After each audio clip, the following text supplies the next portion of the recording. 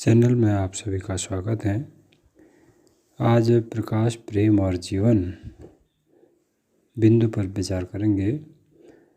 नववर्ष का उत्सव वास्तव में समय का सम्मान करना है। समय का सम्मान करने का अर्थ है स्वयं को सम्मान करना। यदि स्वयं का सम्मान करने का तरीका जानना है तो स्वयं को दोषी या पीड़ित मानना छोड़ना होगा। यदि आप मानते हैं कि आप पापी हैं तो आप कभी स्वयं का उत्सव नहीं मना सकते, आप शांत नहीं रह सकते। जब आप दोषी चेतना से बाहर निकलते हैं तब आपके भीतर शांति आती है, आपके भीतर आध्यात्मिक प्रकाश का उदय होता है। आपको जानना चाहिए कि आपके भीतर प्रकाश है। आप प्रकाश और सार्वभौमिक प्रेम का अंश हैं।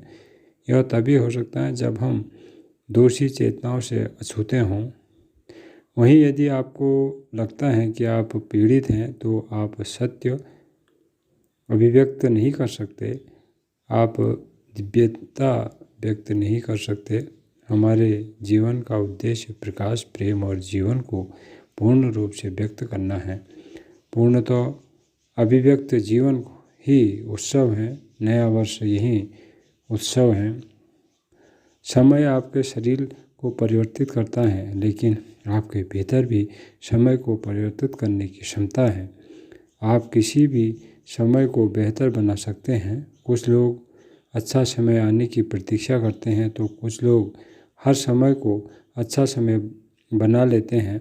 आप किस श्रेणी में हैं? जब आप आध्यात्मिक पथ पर होते हैं तो समय भागता है, अन्यथा समय घिसट रहा होता है।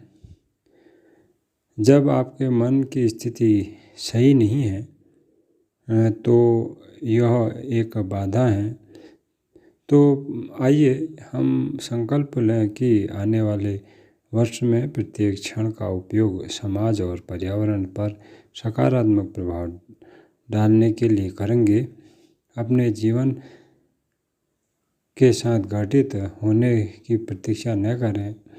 आप संसार के लिए कुछ करें, देखें कि आप किस तरह से विश्व के लिए योगदान दे सकते हैं। आपको यह सोचना की आवश्यकता है कि हम पर्यावरण की सहायता कैसे कर सकते हैं, हम जीवन शैली कैसे बदल सकते हैं, हम इस संसार को आने वाली पीढ़ियों के लिए एक बेहतर स्थान कैसे बना सकते हैं, हम लोगों की हिंसक प्रवृत्ति कैसे बदल सकते हैं, हम दुखी लोगों के आंसू कैसे पोंछ सकते हैं और कैसे उन्हें मुस्कुराने में योगदान कर सकते हैं। जब आप संसार में कुछ योगदान करेंगे तो आपके लिए बहुत शुभ और अच्छा समय होगा। वह आपकी झोली में अपने आप ही आ जाएगा। मात्र ज्ञान ही लोगों को दुख से बाहर निकाल सकता है। भौतिकता लोगों को दुख से बाहर नहीं निकाल सकती। हाँ, थोड़ी सी भौतिक चीज़ें क्षणिक राहत अवश्य देती हैं, लेकिन यह ज्ञान ही है जो वास्तव और दीर्घकालिक राहत दिलाता है। इस वर्ष यह सोचिए कि हम गांव-गांव तक यह ज्ञान कैसे पहुंचाएं। पुराना वर्ष हमें बहुत कुछ सिखा कर गया। समय ने हमें कई ऐसे सबक दिए जिनसे हमें सीखना चाहिए। हमें यह सीखना चाहिए कि पिछले वर्ष हमने जो किया उसमें से हमें क्या नहीं करना चाहिए था। गत वर्ष की अच्छी और बुरी सारी घटनाओं से सीख लेते हुए हम बिना पछताए, बिना क्रोध और बिना तनाव से आगे बढ़ें। अतीत का रोना रोने के लिए समय नहीं है, जीवन गतिमान है। आइए समय को और अच्छे से परिवर्तित करने का संकल्प लें और इसी के साथ आपका दिन मंगलमय हो। नमस्कार।